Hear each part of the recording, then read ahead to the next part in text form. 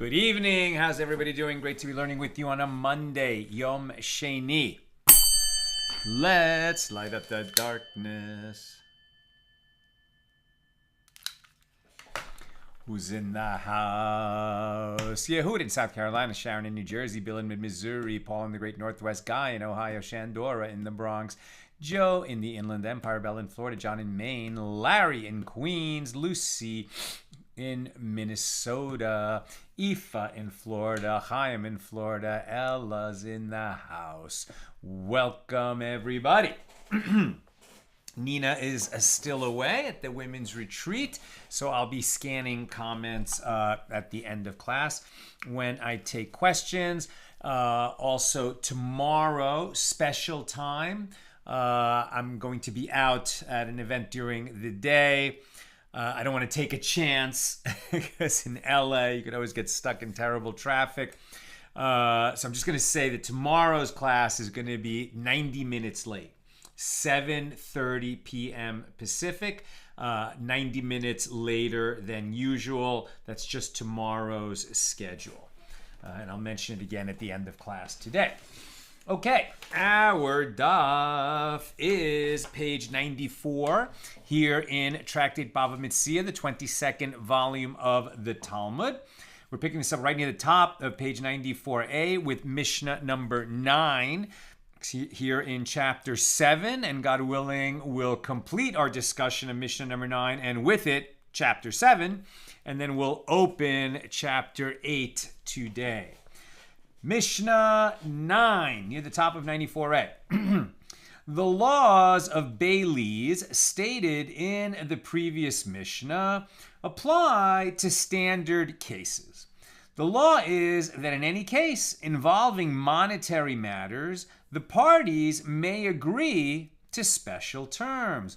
Therefore, an unpaid bailee may stipulate with the owner that he will be exempt from taking an oath if the item is lost, and similarly, a borrower may stipulate that he will be exempt from having to pay. These are obligations that he would ordinarily have, but if the owner who is entrusting the item to this bailee or to this borrower wishes to waive his rights to have the bailee, be liable in these cases, he may do that, because in monetary matters, as we'll see, you can stipulate and waive rights that the Torah would otherwise provide to you. Right? So an unpaid bailee may stipulate with the owner that he'll be exempt from taking an oath if the item is lost.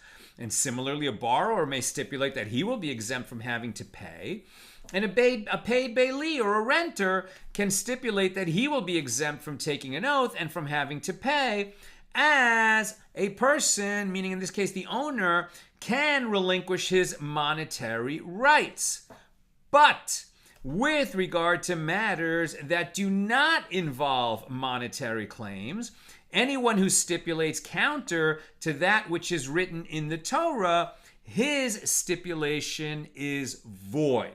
And so the example that we'll encounter a little bit later in the class is when a man and a woman get betrothed. So they're entering into a contract, right? So a marriage is a kind of contract. And at the time of getting betrothed, the husband can say, well, listen, let's get betrothed, but I'm telling you right now in advance, I'm a poor man. I'm always going to be a poor man. And the only way that we can get betrothed, that I'll agree to marry you, is if I don't have to support you.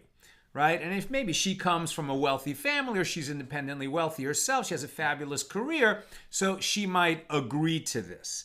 Because normally a wife is entitled to be sustained by her husband, but she can waive that right because it's a monetary matter. But if the husband said, I'll agree to marry you, but I will not do my conjugal obligations, that he will not provide physical intimacy to the wife, so that condition is void. She cannot waive it and enter into marriage. He cannot stipulate that he would marry only if that condition is imposed on their contract. because that is counter to what the Torah states, and it is a non-monetary matter, and so it cannot be waived as through a stipulation. Now that we're talking about stipulations and conditions, the next clause of the Mishnah is sort of a little bit difficult to follow. So I'm actually, before I read it, I'm going to read you Rav Steinsaltz's explanation of it, where I think it's a lot clearer and easier to understand. So the Mishnah is referring to the general structure of all conditional agreements, meaning, for example, that if you will, paint my house, I will pay you, $1,000, right? So there's a condition. If you paint my house, then I will pay you $1,000, right? Very simple condition, and if the condition is met, then an action will ensue. Now, the structure of this condition, now what's interesting about that is, did we just make a valid contract under American, or let's say, common law jurisprudence, under American law? Yes, we just entered into a contract if we agree to that. But interesting that under Torah law, no, something is missing from that. And that's that I'm going to explain in a second. And it's all based on the condition of the sons of Gad and the sons of Reuben. Right, so this should ring a bell that when the children of Israel finally ended their 40 years of wandering in the Midbar, in the wilderness, after coming out of Egypt, it should have only been a couple of years. It ended up being 40 years because we were so foolish and panicked in the incident of the spies, etc. But at any rate, at the end of the 40 years, it came time to enter the promised land, and Moses was still with us, right? So Moses didn't get to enter, but he was there right up until the end, gave his final sermon, known as the Book of Deuteronomy, and then he was taken. He was not allowed to enter the promised land. But when they were on the border, right, on the other side of the Jordan River and about to enter, and it would be Joshua who led the children of Israel into the promised land, the children of Gad and the children of Reuben, who had large flocks or herds, said, the land that we're standing on is perfect for us. This would be ideal for us.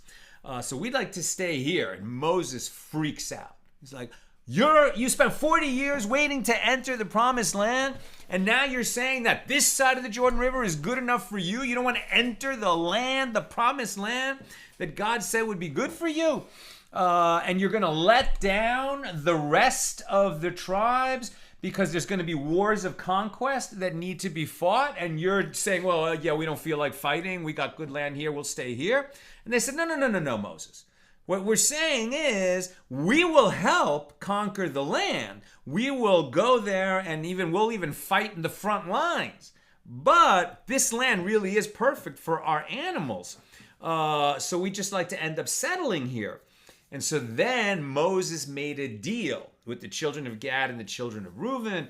And he said that if you will go and fight alongside the children of Israel in the wars of conquest that are ahead for the next few years, and you fulfill that condition, then you will receive your portion on this side of the Jordan River, known as Transjordan. So basically, the nation that eventually became Jordan was initially a part of Israel, and specifically it was the part of the tribes of Gad and Reuben, and I think also maybe Ephraim or a portion of Ephraim, I can't remember. At any rate, but Moses didn't stop there. He said, and if you do not go across and fight alongside your brothers in these wars of conquest, then you will not receive this land as an inheritance for these tribes that are asking for it. So there was both, if you do this, then such and such will happen, but if you do not do this, then such and such will not happen. And because it was stated in that way, very formally, that became the model for contractual obligations based on a condition.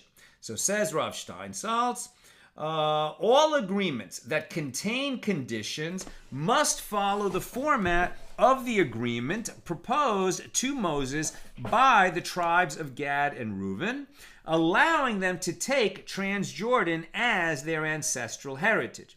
Since this agreement is mentioned in the Torah, you find it in Numbers 32, it is taken as a model for the language of all conditional agreements.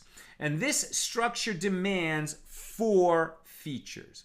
Number 1, the condition must be doubly stated. It is not enough to say that if X, then Y. It must also state that if X does not happen, then Y will not occur.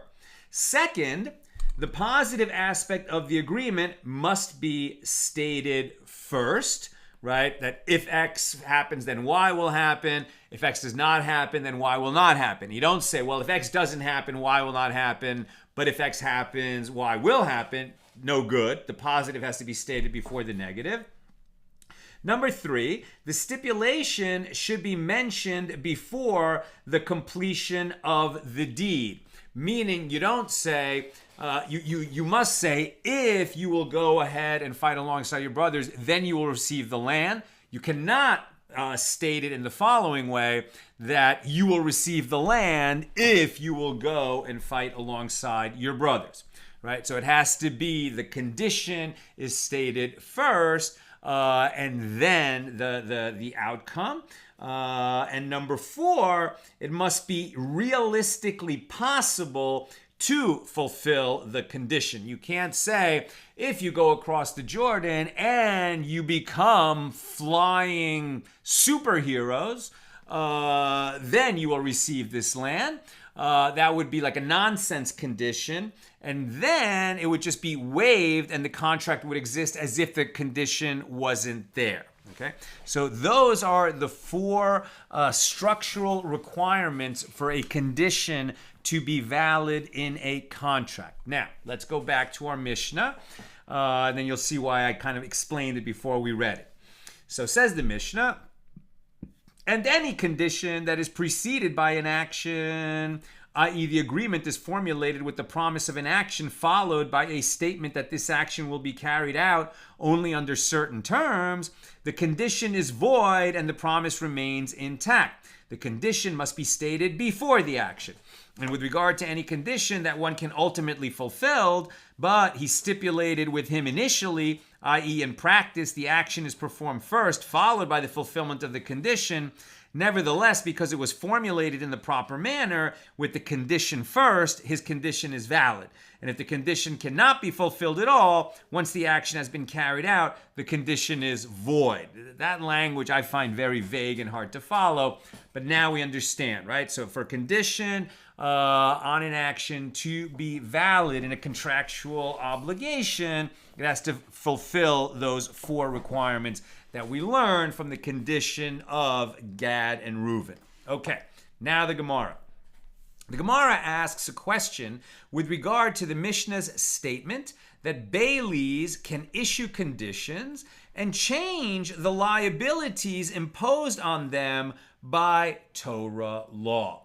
Right? In other words, a paid bailee is going to be liable for loss and theft. That's what the Torah says. But can he say, listen, I will, undertake to guard your property for the money that you're paying me. But there's just too much theft going on these days, so I do not accept to be liable in case there is theft. Now that's contrary to what the Torah says in the cases of a paid bailee. So can they do this? Yes. The question now is, why are they able to do so? Well, this is a case of one who stipulates counter to that which is written in the Torah, as the Torah determines who takes an oath and who must pay. And with regard to anyone who stipulates counter to that which is written in the Torah, his condition is void. And the Gemara explains, so in accordance with whose opinion is this Mishnah?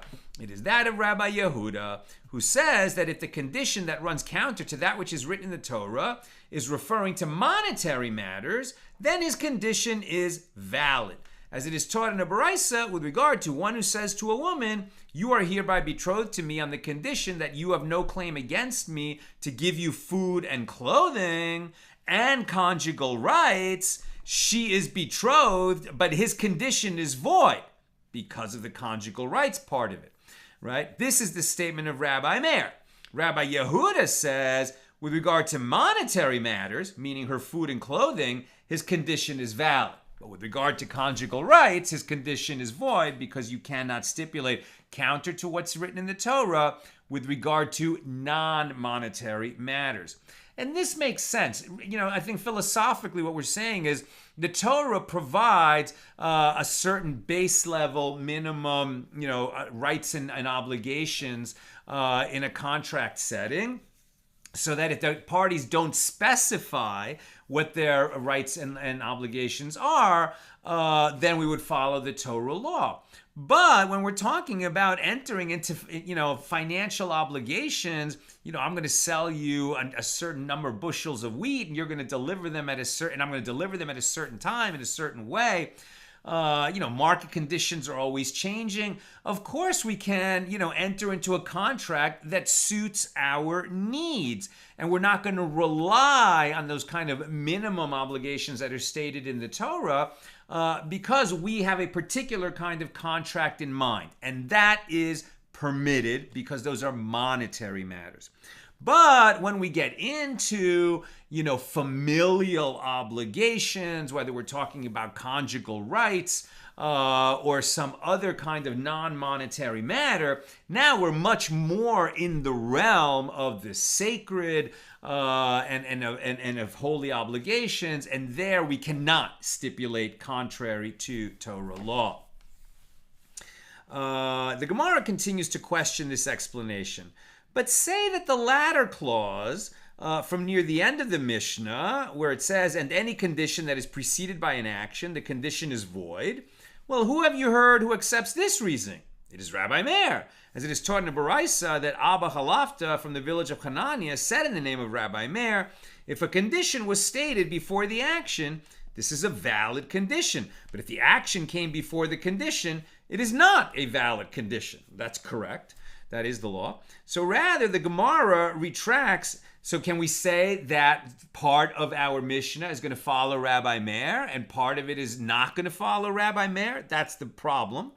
So rather, the Gemara retracts the previous explanation and says that the entire Mishnah is in accordance with the opinion of Rabbi Meir.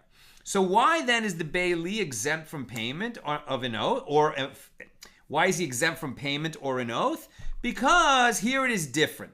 At the outset, he did not obligate himself in the laws of a bailee as stated in the Torah. Before he entered into the agreement, he clearly stated that he is unwilling to accept upon himself the liabilities of a paid or unpaid bailee as laid out by Torah law, right? The kind of basic relationship that we would expect. And if you don't state otherwise, then the Torah law governs. But if you want to enter into a different financial relationship, you're able to do that as long as the parties agree to it because it's a financial matter. Now, a sage taught in a Baraisa, although, this doesn't apply to usury. You still cannot charge your brother, your fellow Jew, interest on a loan, even though that is a financial matter, but the Torah is explicit that you cannot do that. But in terms of the rights and obligations of a bailee, then they can change those obligations. Now, a sage taught in a Baraisa, just as a bailee can issue a condition that he should be exempt, well, the converse is also possible. A paid bailee can stipulate to be like a borrower, meaning just as the parties can agree that he will have fewer obligations or a lesser degree of liability, the parties could also agree that he will have a higher degree of liability. In other words, the borrower has the highest degree of liability. He has to make it good to the owner no matter what happens. Whereas a paid bailee, if something happens beyond his control, he's not liable.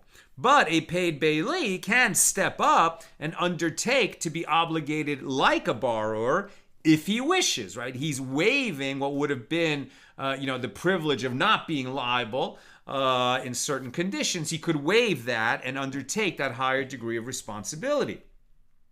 A paid bailee can stipulate to be like a borrower, i.e. he can accept upon himself the responsibilities of a borrower. And the Gemara asks, by what means is this commitment binding? Is it merely by speech alone?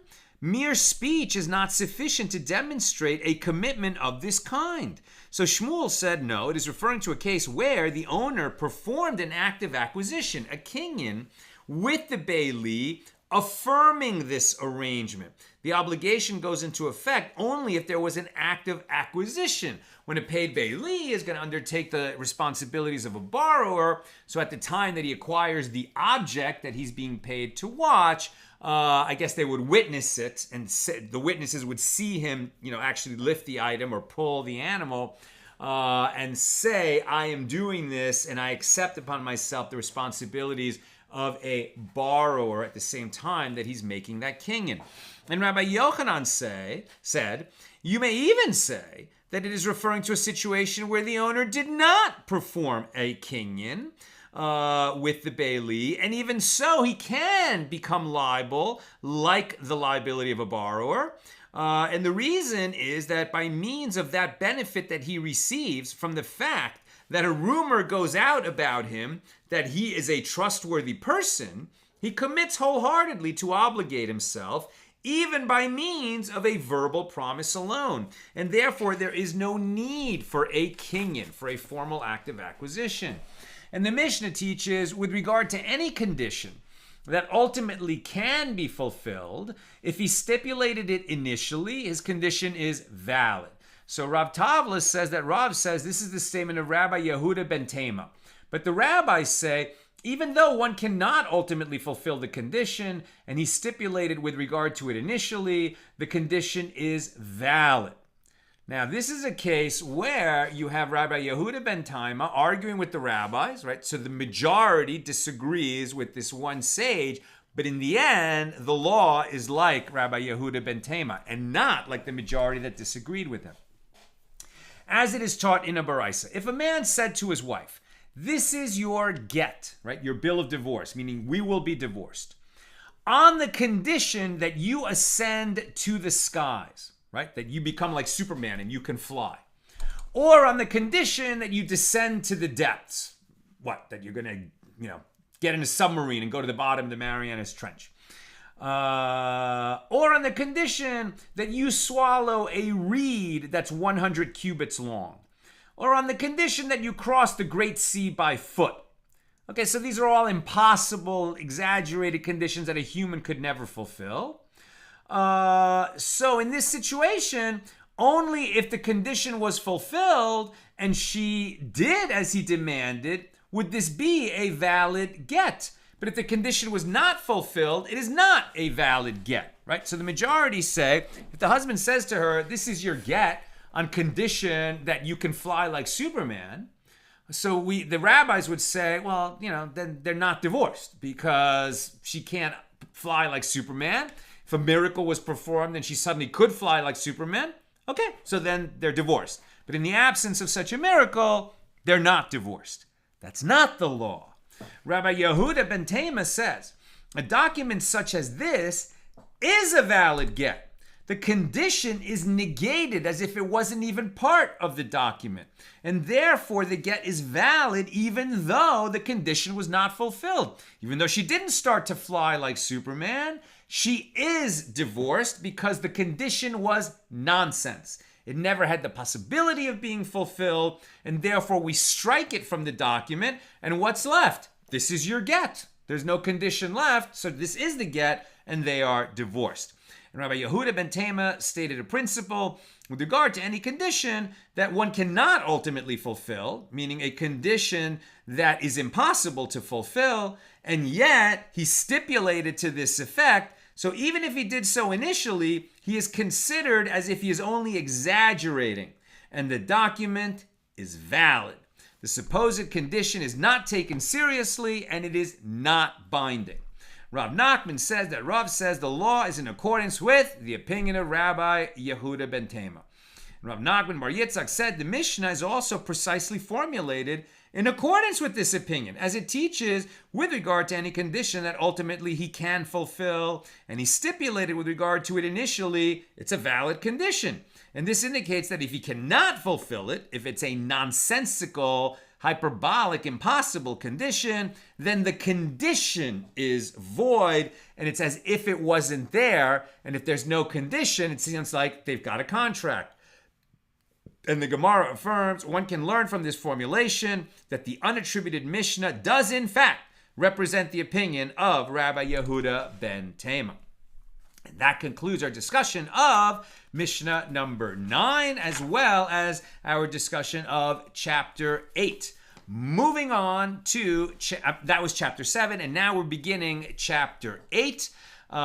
In this, in the first Mishnah, we're going to be discussing a verse that we've heard before. And when a man borrows an animal from another and it is injured or dies, so a borrower, right? So a borrower who borrows an animal, so no matter what happens to that animal, the borrower is responsible. So if it is injured or it dies, he's liable in every case, right? Wrong. There is an exception where the borrower is not liable, and it's spelled out in the Torah. When a man borrows an animal from another and it is injured or dies, if its owner is not with him, he shall pay. But if the owner of the animal is with the borrower, when the animal dies, then the borrower does not pay. And if he is a renter, he comes with his rent. In other words, he pays the rent, but he's not liable to replace the animal. And so the exception to where the borrower is liable is where the owner of the animal comes along with the animal. And so, in other words, the owner of the animal, who knows the animal better, was present. And so if the owner's animal is present, then, it's on him that the animal shouldn't be used in such a way that it ends up dying. And so the borrower's liability is cut short in that situation. Now we open chapter 8 with Mishnah number 1. In the case of one who borrowed a cow, and he borrowed the services of its owner with it, or he borrowed a cow and he hired the services of its owner with it, the cow's owner along with the cow that he's borrowing, or he borrowed the services of the owner or hired him, and afterward he borrowed the cow. So in all such cases, if the cow died, the borrower is exempt from liability because the owner was there along with the cow.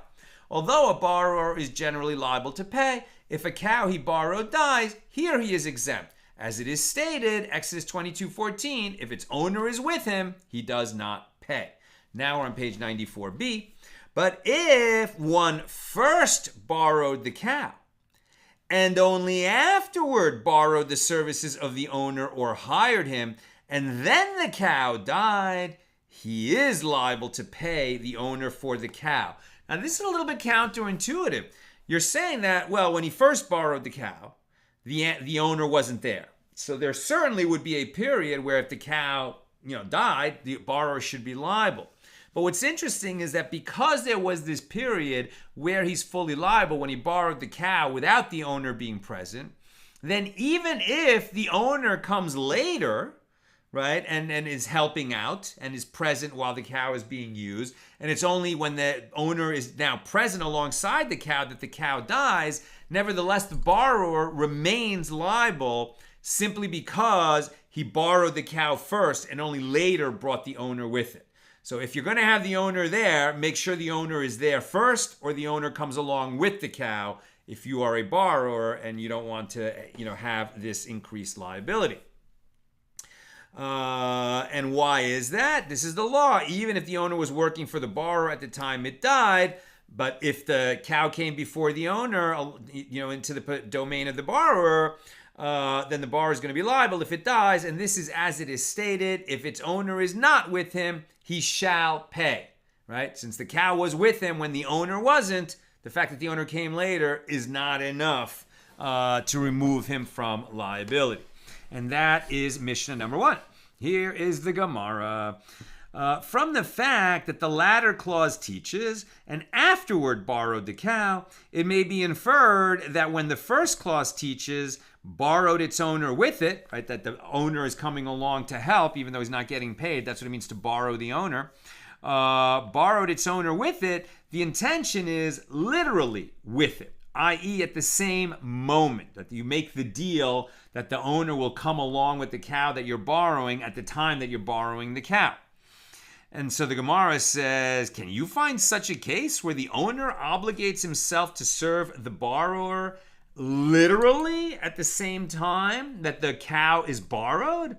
Given that one borrows the cow through pulling the cow. In other words, you make a kinyan, the cow comes into your domain and you're responsible for it when you pull the cow. And he contracts the services, the borrower contracts the services of the owner through their verbal agreement. So since one is, the cow is technically borrowed at the moment that it is pulled, and the owner enters into this arrangement that he will, be present when the cow is being used, either as a favor or because he's actually going to get paid to do that, but he becomes obligated to do that at the time that he agrees to do it. Are you agreeing? Are you coming to this verbal agreement at the same moment that the cow is being pulled? No. Given that one borrows the cow through pulling the cow and contracts the services of the owner through their verbal agreement, it emerges that if they agree to both matters at the same time, one borrows the services of the owner before he borrows the cow, which is the case mentioned in the latter clause of the Mishnah. What then is the case that's mentioned in the first clause of the Mishnah? And the Gemara answers, if you wish, say that the Mishnah is referring to a case such as where the cow is already standing in the borrower's courtyard, which can effect acquisition of the rights to use the cow for him, so that it does not lack, i.e. there is no need for pulling. His courtyard acquired the cow for him. So that's a case where the cow is there first. That's the problem where he's going to be liable, right? Accordingly, both the borrowing of the owner's services and the borrowing of his cow will take effect simultaneously when they agree. Alternatively, if you wish, say that the cases where the borrower says to him, you yourself will not be lent to me until the moment of pulling your cow. Now, the Gemara analyzes the laws of the 4 types of bailees that were delineated in chapter 7. We learned in the Mishnah there are 4 types of bailees: an unpaid bailee, and a borrower, and a paid bailee, and a renter. So the Mishnah there that we read already in chapter 7 was that if the item that is being entrusted to the bailee or borrower or renter, if the item was lost or broken, or if the animal died in any manner, the laws with regard to them are as follows. This is review. We've already covered this. An unpaid bailee has the lowest level of liability because he's watching the item as a favor to the item's owner. An unpaid bailee takes an oath over every outcome, meaning he takes an oath that he was not negligent, and then he doesn't have to pay. Okay? He takes an oath for every one of these outcomes, whether the item was lost, stolen, or broken, or if the animal died. And then the unpaid bailee, after taking his oath, that it happened as he described, meaning that he was not negligent, then he is exempt from any payment. The borrower does not take an oath. He doesn't take an oath because there's no way for him to escape liability. He's liable for every one of these outcomes. If the animal is lost, stolen, broken, or if the animal dies, he is liable. He has to pay. There's no point in taking an oath. Now, the laws of the paid bailee and a renter are the same. They take an oath over an injured animal, over a captured animal, and over a dead animal, attesting that the mishaps were caused by circumstances beyond their control, that they were not negligent, and they would be exempt. But if the animal was lost or stolen, then they have to pay because that's the law of the paid bailee and the renter. They pay if the animal's lost or stolen. They're only exempt if it was broken or died due to circumstances beyond their control. Broken meaning injured, and then there's also captured. Right? Now, the Gemara asks, from where are these matters derived? As the sages taught in a baraisa, the verses in the Torah about bailees can be divided into three passages. The first passage at Exodus 22, verses 6 through 8, is stated about the unpaid bailee. The second passage in Exodus 22, verses 9 through 12, is about the paid bailee. And the third passage, Exodus 22, verses 13 and 14, this is about a borrower, right? What's not mentioned there is the renter. It talks about the unpaid bailee, the paid bailee, and the borrower, and then we derived the laws of the renter through exegesis. Now, the Gemara asks, granted, it is clear that the third of the passages we just mentioned is about a borrower. As the verse explicitly states, and when a man borrows from another and the animal is injured or it dies, if its owner is not with him, he shall pay. But with regard to the claim of the baraisa that the first passage is about an unpaid bailee and the second is about a paid bailee, well, I could also say the reverse, as those verses do not state which type of bailee they are referring to. They seem to be talking about different bailees, but they didn't say whether he got paid or not. And now the Gemara justifies the claim of the baraisa. Clearly, a paid bailee carries a more severe level of liability than an unpaid bailee, because he's getting paid. So accordingly, it stands to reason that the second passage is about a paid bailee, as it states a stringency that the bailee is liable even in cases of theft or loss. And the Gemara challenges this claim. On the contrary, it stands to reason that the first passage is about a paid bailee, as it states a stringency, namely that the bailee pays the double payment in a case where he takes a false oath stating the claim that a thief stole the item that he was safeguarding. Now, that's actually in the passage about the unpaid bailee. He has the lowest form of liability. All he has to swear is that when this thing was lost or stolen, he wasn't negligent, and then, he doesn't have to pay. But if he lies, then it's a different story, right? Maybe he was just asked to watch something for a friend, and now that it was in his house, he started to take a liking to it, and he said, you know what, I'm going to keep it. I'm going to tell my friend that it was stolen, in which case I'm not liable, but really I'm going to keep it. So that's a false oath. And the nature of the false oath is that it was stolen. So now if he gets caught, he's going to have the liability of a thief. And that's why he's going to have to make the double payment. Okay? So it sounds like it's a bigger stringency, but it's only a bigger stringency if he's dishonest, because that's a different matter altogether. And the Gemara explains, even so, being liable to pay the principal whenever one claims that the deposit was stolen without the ability to exempt oneself by taking an oath, that is a greater stringency than being liable for the double payment, as that liability is only when one takes a false oath. In other words, it's not a bigger stringency on the unpaid bailee. He only has this double payment if he lies. As long as he tells the truth, there's nothing like that. The paid bailee, he has the higher stringency because he's liable for loss or theft. So he can't swear an oath that it was stolen because there's no point in that. If it was stolen, he's liable. So there's no double payment for swearing falsely about a thief, because if it was stolen, he just has to pay the principal because theft doesn't excuse him. Right? So that's why the double payment isn't relevant to the paid bailee.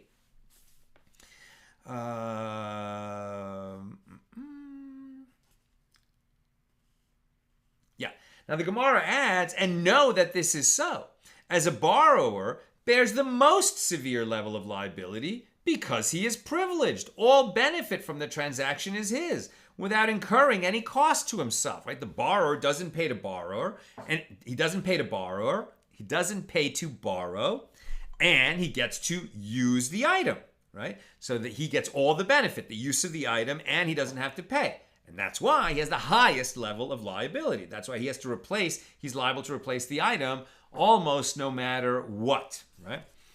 And in cases of theft, he pays only the principal, but is never required to pay the double payment. There's no double payment for the borrower, because if he says it was stolen, he's liable anyway. The Gemara questions that proof. But is it true that with regard to the borrower, all benefit from the transaction is his? Doesn't the lender of an item to his friend, who allows his friend to borrow it, and he takes no payment, right? But doesn't he get some benefit from lending something to his friend? Can you imagine where you get benefit from lending? Well, you could say that certain kinds of machines, if they never get used, they start to get old and rotten, and they can break down. It's better that it should be in use. So you do get some benefit from lending it out. And there are similar situations. But doesn't the animal require food? You have to feed your animal. If you lend it to somebody, then he's going to have to feed it. And the Gemara answers, the laws of a borrower also apply when the animal is standing in a marsh where food is freely available. And the Gemara says, but doesn't the animal require safeguarding? Now the borrower is safeguarding it, right? And the owner gets benefit from that. And the Gemara answers, well, the laws of a borrower also apply when the borrower is a city guard and he doesn't need to do anything extra to safeguard the animal. And if you wish, do not say that all benefit is his. Rather, say that most of the benefit belongs to the borrower. And that is sufficient reason to render him liable in all circumstances. And if you wish, say the laws of a borrower apply also with regard to borrowing vessels, which do not require constant care. In any event, it is clear that a borrower is uniquely privileged and accordingly bears the highest level of liability. Now, the Mishna cited previously states the laws of a paid bailee and the laws of a renter are the same. They take an oath over an injured animal, over a captured animal, and over a dead animal, attesting that the mishaps were caused by circumstances beyond their control, and they are exempt. But in cases of loss or theft, the renter and the paid bailee are liable. So the Gemara asks, granted, a paid bailee is liable in the case of theft. As it is written in the Torah, if it is stolen from him, he must pay its owner. Exodus 22:11. But in a case of loss, from where do we derive that a paid bailee is liable? The Torah only talks about theft. Why are we going to add loss in the same category? And the Gemara answers, as it is taught in a baraisa, from the verse, if it is stolen. When it says if it is stolen, the Torah actually uses the language ganov yiganev, right? So we've seen many times when the Torah wants to emphasize something, it will repeat the verb with a slightly different syntax, right? And often it gets translated to English like, if it is stolen, verily, or if it is indeed stolen, or if sometimes you could even say, if it is stolen, yea, stolen, something like that. But what is actually going on in the Hebrew, right? It's some kind of emphasis. But the form of that emphasis is that the verb, in this case for stealing, is written twice. Again, in a slightly different syntax, but it's written twice. So from Ganav Yaganev, if it is stolen, verily, or stolen, yea, stolen, from that I've derived only that a paid bailee is liable if the item that he is safeguarding is actually stolen. From where do I derive that he is liable also if it is lost? The verse states, Ganav Yaganev, repeating the verb for emphasis. And this teaches that he is liable in any case, whether it's loss as well as theft. And the Gemara asks, this works out well according to the one who says, we do not say that the Torah spoke in the language of people, and so any repeated verb must serve to teach additional laws. But according to the view that says, we do say that the Torah spoke in the language of people, and so the use of a repeated verb is only for stylistic reasons, because that's how Hebrew works, well then what can be said? From where is it derived that the bailee is liable for losing the item? They say in the West, meaning in Eretz Yisrael as opposed to Bava, that it is derived through a kal v'chomer inference. If in a case of theft, which is near to being a case of circumstances beyond the bailee's control, the law is that the bailee pays the owner the item's value, then in a case of loss, which is near to being a case of negligence, is it not all the more so logical that he should pay? Loss is closer to negligence than theft, right? I mean, you never know. Some kind of scheming, awful, highly skilled thief could show up and take it, and nobody could have stopped it, no matter how careful the bailee was, and still he's liable for theft. But when it comes to loss, that's much closer to a case of negligence, so all the more so we should hold him liable for that. And the Gemara asks, and according to the other opinion, why is there a need for a verse to teach this law if it can be derived from the Kal V'chomer inference? And the Gemara answers, at times there is a matter that can be derived through a Kal V'chomer inference, and the verse nevertheless takes the trouble and writes it explicitly. Now the Mishna cited above states, and the borrower does not take an oath, but rather he pays for every outcome, whether it was stolen or lost, even in a circumstance beyond his control, because he borrowed it. The Gemara asks, granted, the bailee is liable if the animal is injured or dies, as it is written, and if a man borrows from another and it is injured or dies, he shall pay. But from where do we derive the liability of a borrower to pay when the animal is captured, right?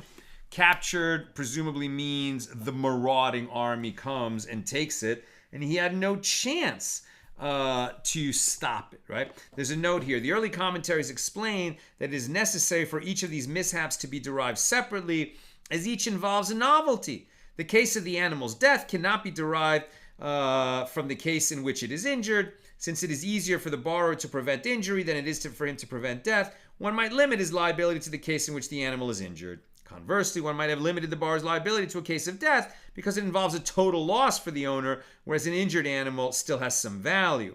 The case in which the animal is captured is unique because the borrower is liable despite the fact that the animal is still in its original unharmed state and could theoretically be retrieved if we could, catch the bandits who stole it. Okay. From where do we derive the liability of a borrower when the animal is captured? And if you would say, let us derive it from the fact that the borrower is liable if the animal was injured or dies, because they are all similarly cases of circumstances beyond his control, well, then one could argue as follows. What is notable about a case where the animal is injured or died? It is notable in that it is the type of unavoidable accident whose possibility of occurring entered one's mind. So it is reasonable that the borrower accepted responsibility for such mishaps. Can you say the same about being captured, which is an unavoidable accident whose possibility of occurring does not enter one's mind? People don't really think that marauding savages are going to come across the border and take, animals and even people. It doesn't enter the mind. People don't contemplate that such a thing could happen. The answer is going to be, well, maybe you didn't contemplate it, but you borrowed, so you accepted responsibility because you are not paying for the privilege of that use. So it is on you. Rather, the liability of a borrower in a case where the animal is captured is derived like this. The cases where the animal is injured or dies are stated in the passage about a borrower, and similarly, the cases where it is injured or dies are stated in the passage about a paid bailee. Just as below, i.e. in the passage in the Torah concerning a paid bailee, the case in which it is captured is included with it, as the verse there states, if a man delivered to his neighbor a donkey or an ox or a sheep or any beast to safeguard, and it die or be hurt or is captured, so too, here, with regard to a borrower, the case where it is captured is included with it. Maybe it doesn't enter your mind that it could be captured, but it was spelled out in the Torah, at least in some of the cases. The Gemara explains that this derivation could still be refuted. What is notable about a paid bailee? He is notable in that the cases in which the animal is injured or dies are mentioned in order to exempt him from liability. Can you say this is also true with regard to a borrower, where the cases are mentioned in order to teach that he is liable? Rather, the liability of a borrower in a case where the animal is captured is derived in accordance with the statement of Rabbi Nassan. As it is taught in the Baraisa, that Rabbi Nassan says the word or in the phrase injured or dies serves to include the case in which the animal was captured. The Gemara asks, but this word or was required in order to divide the cases, as otherwise it could enter your mind to say that the bailee is not liable unless the animal is first injured and then it also dies. Therefore, the term or is necessary to teach us that these are two separate cases. He's liable if it was merely injured, and he would also be liable if it died without being injured first. You're liable. It's not that you need an and there, it's an or. So how can you say that the or is actually going to teach a whole different law? The Gemara comments, this works out well according to the opinion of Rabbi Yonasan, that it is obvious that the borrower is liable even if the animal died without being injured first. Consequently, or is unnecessary, and so it can be used for Rabbi Nassan's derivation. But according to the opinion of Rabbi Yoshia, what is there to say? According to his opinion, it is necessary for the Torah to state or in this case, to teach that the borrower is liable even if the animal dies without being injured first, and so it cannot be used for derivation. The Gemara explains, as it is taught in the Baraisa, from the verse, a man who curses his father and his mother shall die. I have derived only that one is liable if he curses both his father and his mother. From where do I derive that if one curses his father but not his mother, or his mother but not his father, that he is liable? The continuation of the verse states, his father and his mother he has cursed. His blood is upon him. In the first part of the verse, the word curses is in proximity to his father. And in the last part of the verse, it is in proximity to his mother. And this teaches that the verse is referring to both a case where he cursed only his father and a case where he cursed only his mother. This is the statement of Rabbi Yoshia. And Rabbi Yonasan says there is no need for this derivation because the phrase his mother and his father indicates that one is liable if he curses both of them together, and it also indicates that he is liable if he curses either one of them on their own. I'm so close to done. Questions or comments, please get them in now. That he is liable if he curses either one of them on their own, unless the verse specifies that one is liable only where he curses both together, which it does not do in this case.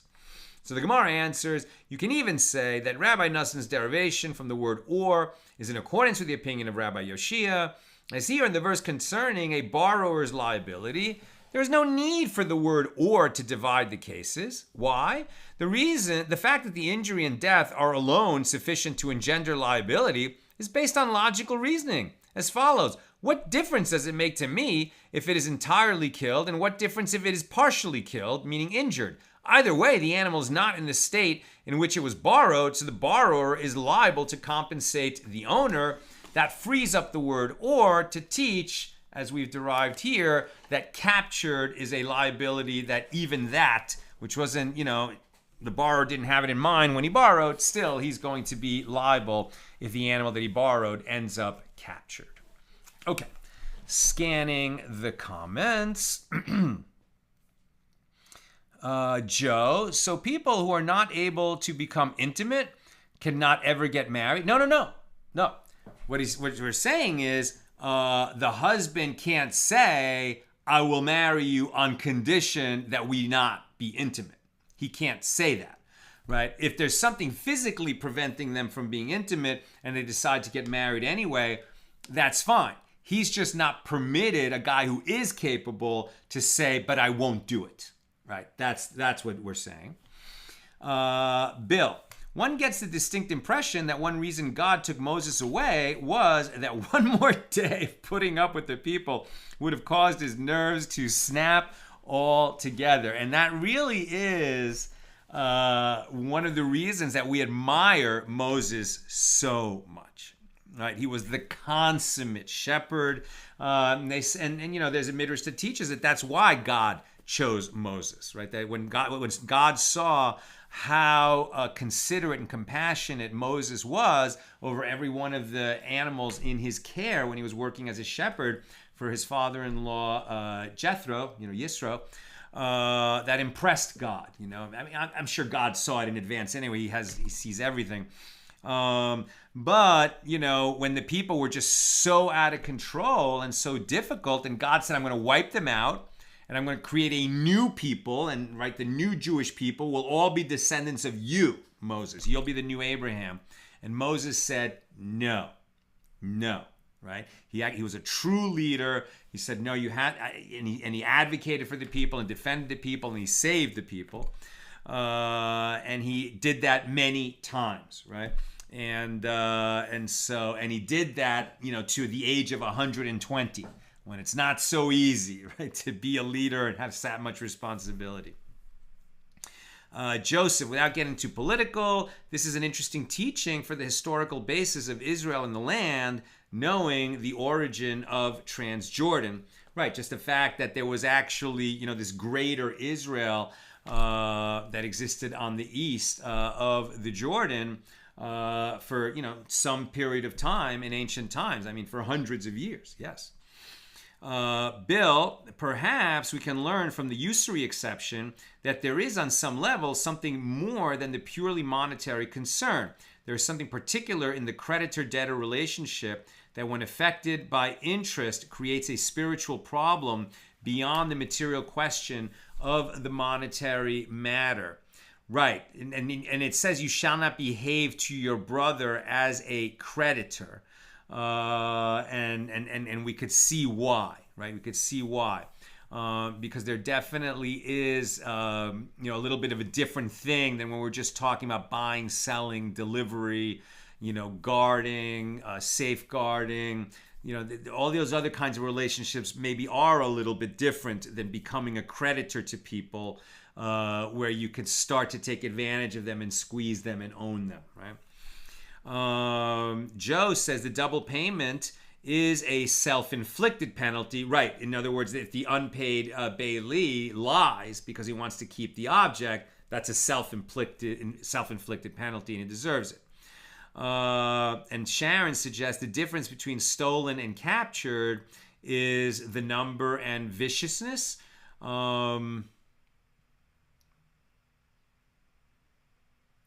I guess the difference is, the thief takes and isn't seen. Captured maybe is more like, overt, right? And that's also the difference between robbery and thievery. So perhaps captured means that the animal is taken by a robber as opposed to a thief. I'm not sure, but it might be. And I think, unless there's something on the YouTube side, that's what I've got for today. So reminder, tomorrow's class, 90 minutes later than usual. It will be at 7:30 p.m. Pacific, just tomorrow only. And I'll put a reminder on the Facebook page about that as well. Have a great night.